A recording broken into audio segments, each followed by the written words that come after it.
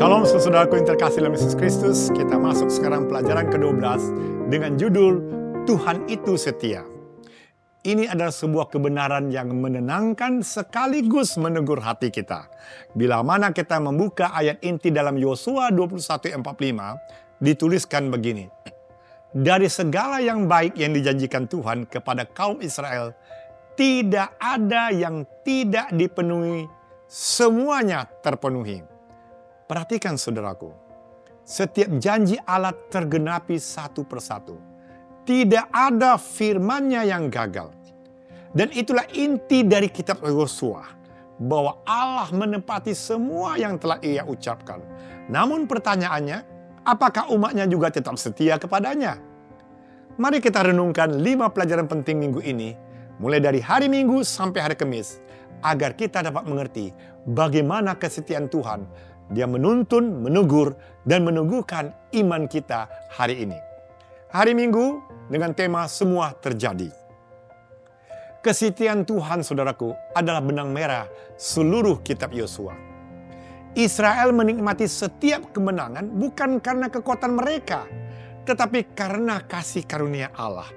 Makanya dalam Yosua pasal 21 ayat 43-45 berkata, ada 6 kali kata semua atau kol dalam bahasa Ibrani yang diulang-ulang untuk menegaskan bahwa janji Tuhan dipenuhi dengan sempurna.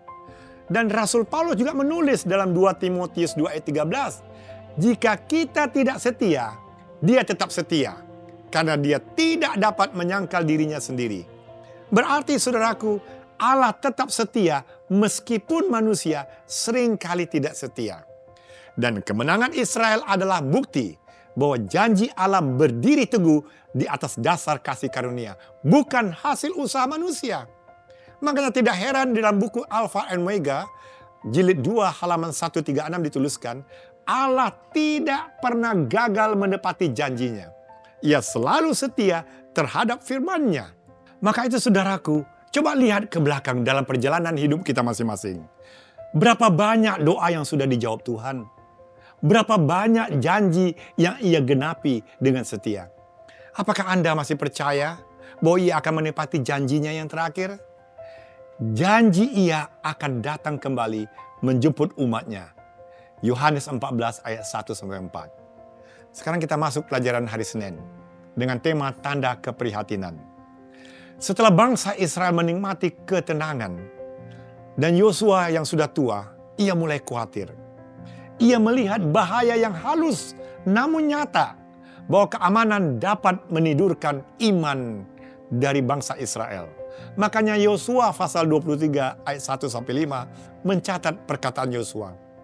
Kamu telah melihat segala yang dilakukan Tuhan. Sebab Tuhan Allahmu, dialah yang berperang karena kamu. Mereka telah menerima tanda perjanjian, tapi masih ada wilayah yang belum ditaklukkan.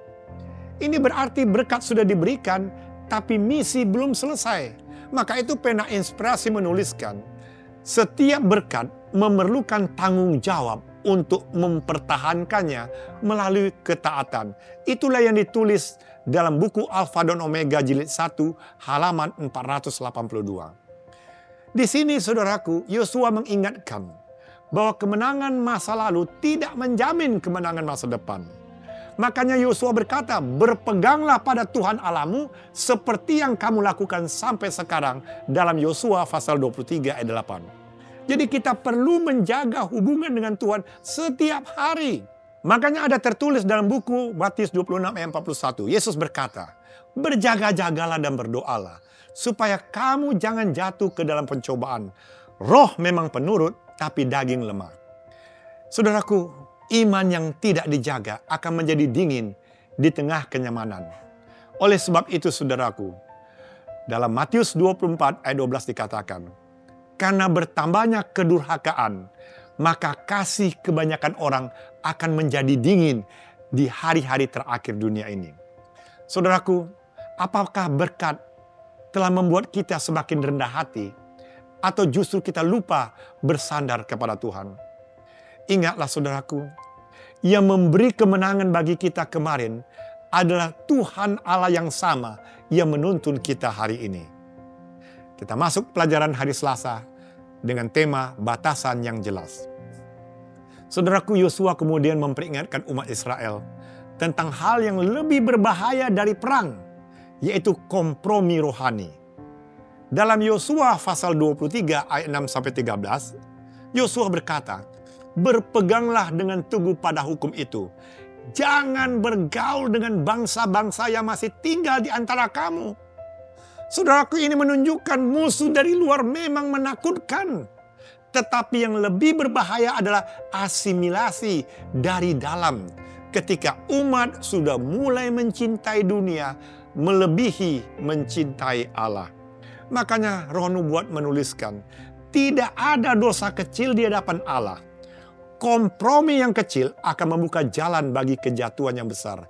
Testimoni jilid 4 halaman 574. Kesetiaan kepada Tuhan menuntut batasan rohani yang jelas. Bukan karena Tuhan ingin membatasi kebebasan kita, tapi karena batas adalah pagar kasih-Nya untuk menjaga kesucian hati kita. Oleh sebab itu, saudaraku, apakah kita masing-masing masih memiliki garis yang jelas antara yang kudus dan yang najis? Atau apakah batas itu sudah mulai kabur dalam kehidupan kita karena pengaruh dunia, karena hiburan atau kompromi kecil yang dibiarkan? Saudaraku, Tuhan memanggil kita sebagai umat-Nya untuk menjadi kudus. Bukan karena kita lebih baik, tapi karena Ia ingin dunia melihat kasih-Nya melalui kehidupan saudara dan saya yang berbeda dengan dunia. Makanya Ulangan 7 ayat 6 katakan, "Kamu adalah umat yang kudus bagi Tuhan Allahmu." Kita masuk pelajaran hari Rabu dengan tema murka Tuhan. Saudaraku, tema ini sering dihindari. Namun pelajaran hari Rabu ini menegaskan bahwa kasih Allah tidak meniadakan keadilannya. Dalam Yosua pasal 23 ayat 15-16 menegaskan, "Seperti segala yang baik telah digenapi, demikian juga Tuhan akan mendatangkan segala yang jahat apabila kamu melanggar perjanjiannya." Di sini Allah setia pada janji berkat, tapi Ia juga setia pada konsekuensi hukumnya yang akan diberikan kepada yang melanggar. Jadi murka Tuhan bukan ledakan emosi, melainkan ekspresi kasih-Nya yang kudus terhadap dosa. Makanya Pena Inspirasi menuliskan dalam buku Alfa Omega jilid 2 halaman 134-135, saudara bisa baca sendiri. Dikatakan keampunan tanpa syarat tidak pernah ada. Allah setia menunjukkan akibat dosa supaya alam semesta memahami kebenaran pemerintahannya. Di sini sangat jelas bahwa keadilan Tuhan bukan untuk menghancurkan, tapi untuk menyelamatkan tatanan kasih di alam semesta ini. Dan di salib, Kristus menanggung murka itu bagi saudara dan saya, supaya kasih dan keadilan Allah itu bertemu dalam satu pribadi, Yesus Kristus. Maka tidak heran di salib, saudaraku. Di dalam buku Mazmur 85 ayat 11 dikatakan, kasih dan kesetiaan akan bertemu. Keadilan dan damai sejahtera akan bercium-ciuman. Kasih atau hesed adalah belas kasihan Allah. Kesetiaan atau emet adalah kebenaran janjinya. Keadilan sedek adalah keadilan moralnya. Damai sejahtera shalom hasil dari pengampunan dan pemulihan. Makanya dalam Mazmur 36 dikatakan, sebab sesaat saja ia murka, tapi seumur hidup ia murah hati. Saudaraku, apakah saudara dan saya sungguh menghargai kasih karunia itu?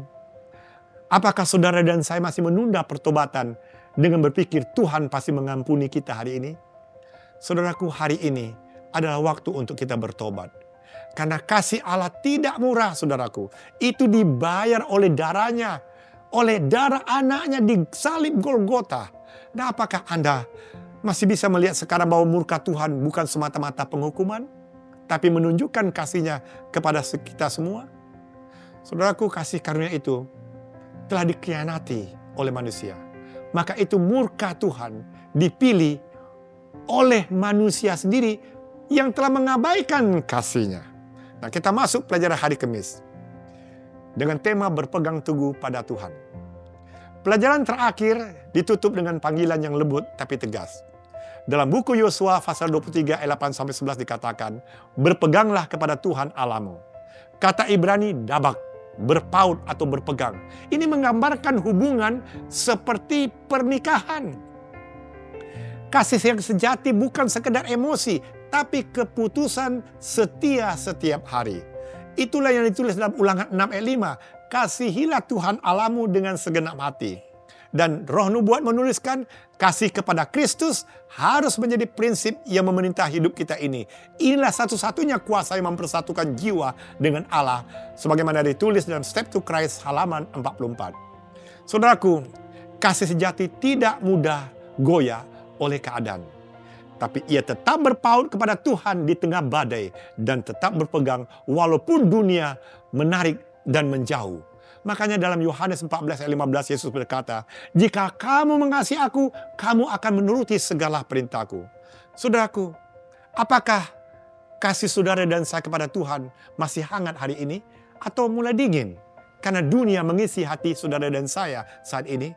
Oleh sebab itu berpautlah kembali kepada Tuhan hari ini. Karena hanya Dia yang bisa masih memegang tangan kita, sekalipun mungkin kita sempat melepaskannya. Sebagai penutup saudaraku, ingatlah, Tuhan itu setia. Makanya seluruh kitab Yosua adalah kesaksian tentang dua hal besar.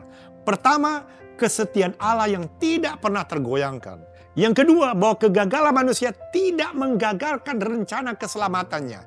Dari Kanaan sejarah di Timur Tengah hingga Kanaan surgawi, polanya tetap sama. Allah berjanji, Allah memimpin, Allah menepati, dan umat hanya diminta setia. Maka oleh sebab itu dalam buku Alfa Omega jilid 2 halaman 135 dikatakan, Allah dengan setia menunjukkan akibat dosa. Dan karena itu kita dapat yakin bahwa janji-janjinya itu juga pasti digenapi. Makanya dalam Wahyu 14:12 yang penting di sini ialah ketekunan orang kudus yang menuruti perintah Allah dan iman kepada Yesus. Saudaraku yang terkasih, Tuhan yang memimpin Israel menyeberangi sungai Yordan adalah Tuhan yang sama yang sedang menuntun kita hari ini.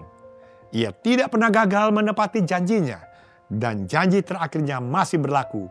Aku akan datang segera. Maka itu marilah kita hidup dalam iman, dalam kasih, dan dalam ketaatan. Sebab semua yang dijanjikan Tuhan, semuanya akan terjadi. Kiranya Tuhan memberkati kita semua.